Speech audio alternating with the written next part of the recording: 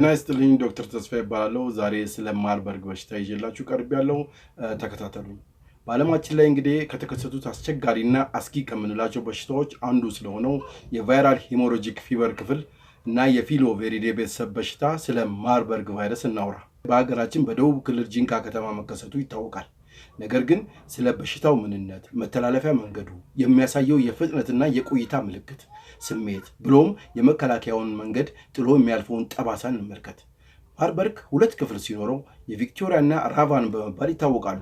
በብዛት ግን የሚከሰተው የቪክቶሪያ ፊሎ ቫይረስ ነው። በላቦራቶሪ የቫይረሱ ዘረመል ስናየው ክር መሰል በመሆኑ የወጣለት ስም ነው። ውድ ቤተሰቦቼ ይህ ቪዲዮ የተዘጋጀው በሽታው አደገኛ መሆኑ ታውቆ ዕውቀቱ ኖሮን ቀድመን ማድረግ የሌለብንና ያለብንን ከዚህ መረጃ ቀለል ባለ መልኩ መማር ስለሚቻል ነው። ስለ ማርበርግ ቫይረስ አመጣጥ ስንመለከት የረጅም ጊዜ ታሪክ ቢኖረውም በአጭሩ ለማስረዳት እንደ አውሮፓውያን አቆጣጠር 1967 የጀርመን ሳይንቲስቶች በኡጋንዳ ሳይንሳዊ ጥቅም የሆነው የፖሊዮ ቫይረስ ክትባት ለመስራት ዝንጀሮዎችን በመያዝ ሌሎች ወፎች ዝርያዎች ከደቡብ አፍሪካ በመጨመር ወደ ጀርመን ያቀናሉ። በወቅቱ የ6 ቀን ጦርነት ይጀመራል። ጉዞ ያልተሳካ ሆነና ለንደን ለማረፍ ይገደዳሉ። አጋጣሚ የለንደን ኤርፖርት ሰራተኞች ስራ ማቆም አድማ ላይ ነበሩ። 2 ቀን ለመቆየት ይገደዳሉ። በዛን ጊዜ ዝንጀሮዎቹ የተወሰኑት አመለጡ። ነገር ግን ሰውን ሳይበክሉ ለራሳቸው አለፉ።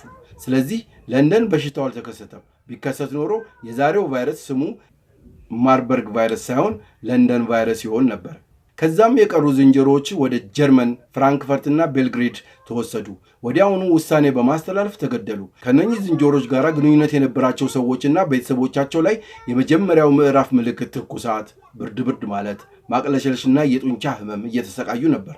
የታሪኩ አመጣጥ ዳራው ይህ ቢሆንም የፊሎቬሪዴ ቤተሰብ የሆነው ማርበርግ ስሙን የወሰደው ከከተማው መሆኑን ተገንዘቡ። የማርበርግ በሽታ ቀለል ባለ ጉንፋን ሊጀምር ይችላል።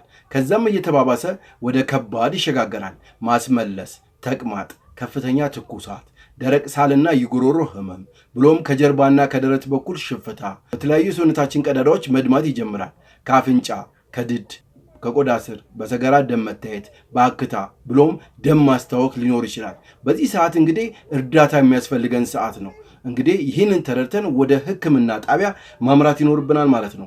እንግዲህ የሰውነታችን ፈሳሽ በትውከት በላብ በሚወጣበት ጊዜ የሰውነት ፈሳሹ ካልተተካ ራስን መሳት ይመጣል። የኩላሊት ስራ በደም ስሮች መጎዳትና በፈሳሽ እጥረት ምክንያት ኩላሊት እንግዲህ ከጥቅም ውጭ ሊሆናል ማለት ነው። ይህ በሽታ ለየት የሚያደርገው ጥቂት ሰዎች በመቶዎች የሚቆጠሩ ሰዎችን መበከላቸው ነው። እንግዲህ ምን ያክል ተላላፊ እንደሆነ መገመት አያዳግትም። በዓለም ላይ በዚህ በሽታ ትልልቅ ወረርሽኞች የተከሰቱ ሲሆን በ1998 እስከ 2000 ኮንጎ 154 ተይዘው 128 ሰው በሕይወታቸው አልፏል ማለት ነው። በ2004 ደግሞ በአንጎላ 252 ሰው ተይዞ 227 ሰው ሕይወታቸው አልፏል። የቅርብ ጊዜ ደግሞ ስናነሳ በ2023 በጊኒ 16 ሰዎች ተይዘው 12 ሰዎች አልፈዋል። በዚሁ ዓመት በ2023 ማለት ነው መጋቢት ላይ በታንዛኒያ 8 ሰዎች ተይዘው 5 ሰዎች ሕይወታቸው አልፏል። ሩዋንዳ 2024 ዓ.ም መስከረም ላይ 66 ሰው ተይዘው 15 ሰዎች አልፈዋል። በኢትዮጵያ እንግዲህ ለመጀመሪያ ጊዜ በደቡብ ክልል ጂንካ ከተማ ህዳር ወር መጀመሪያ ላይ ተከስቷል። በየቀኑ በቫይረሱ የተያዙትንና ተለይተው ክትትል ላይ ያሉትን እየተገለጸ ይገኛል። ባልታ ወሬ በመረበሽ ሳይሆን ትክክለኛውን መረጃ በመውሰድ ራሳችንን መከላከያ መንገዶችን በማወቅ ማትረፍ ይቻላል። አስተላለፊያዋ የግብፅ ፍሩት ባት የሌሊት ወፍ ስትሆን ወፏ ግን ምንም ነገር አትሆንም፣ ምክንያቱም እሷ ሪዘርቫየር ነች ማለት ነው። ተጨማሪም ከነሱ ጋር ንክኪ ካላቸው ዝንጀሮችን ጭምር ነው። በጣም የከፋ የሚሆነው ወደ ሰው ከተላለፈ በኋላ ከሰው ወደ ሰው የሚሆነው የመተላለፊያ መንገድ ነው። በጣም ከባድ ነው። እዚህ ላይ ነው እንግዲህ ልናጤንና ልናውቅ የሚገባን ነገር። ኢንኩቤሽን ፔሪዱ ከ2 እስከ 22 ቀን ሲሆን ነገር ግን ምንም ምልክት ሳያሳይ ሊቆይ ይችላል። ስለዚህ ይህ በሽታ ከተከሰተበት ቦታ የምንመጣ ሰዎች ራሳችንን የምንጠረጥር ከሆነ ለ22 ቀን ራሳችንን ከሌላ ሰው ንክኪ መቆጠብ ይኖርብናል ማለት ነው። የግድ መገናኘት ካለብን ግን የመከላከያ መንገዶችን መጠቀም ይኖርብናል። በዚህ አጋጣሚ በትንፋሽ እንደማይተላለፍ እንድታውቁ ይገባል። ጓንት በመጠቀም ማንኛውንም ጣቶቻችን ላይ ያሉ ቀዳዶችን መከላከል ይቻላል ማለት ነው። በተጨማሪም ደግሞ ማስክ፣ ጎግል መነጽር፣ ፊት ሺልድ፣ ኤፕረን፣ ጓን፣ ቦት ጫማ በማድረግ በቫይረሱ የተያዘውን ሰው ወደ ሕክምና ጣቢያ ማድረስ ይቻላል። ከማንኛውም በቫይረሱ ከተጠረጠረም ሆነ ከተያዘ ሰው ጋር የግብረ ስጋ ግንኙነት ማድረግ የለብንም። ምክንያቱም ቫይረሱ በዘር ፈሳሽ ውስጥ ስለሚኖር ማለት ነው። ቢያገግም እንኳን እስከ 1 ዓመት ድረስ በኮንደም መጠቀም የመጨረሻው አማራጭ ነው። ታማሚው የተጠቀሙባቸውን ምላጭ፣ መርፌ፣ ቁሳቁሶች ጋር ግንኙነት ያለማድረግ፣ ከፍተኛ ራስ ምታት፣ የደም መፍሰስ፣ የሆድ ህመም፣ ግራ መጋባት፣ የሰውነት ድካም፣ የሽንት መከልከል ወይም ደግሞ የሽንት ያለመኖር ካለ በአፋጣኝ ወደ ሕክምና ጣቢያ ያምሩ።